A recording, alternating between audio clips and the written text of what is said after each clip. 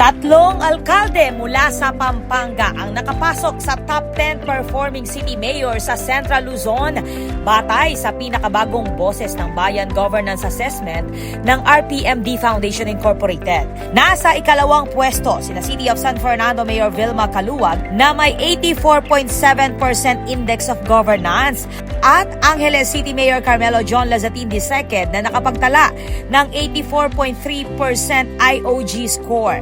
Samantala, nasa ikaapat na pwesto si Mabalacat City Mayor Jel Aquino matapos makakuha ng 82.1% score. Ayon sa RPMD, ang Index of Governance ay nakabatay sa pinagsamang trust at performance ratings ng mga lokal na opisyal. Sinusukat nito ang pagiging epektibo ng kanilang pamamahala, kalidad ng serbisyo publiko at pagtugon sa mga pangangailangan ng mamamayan.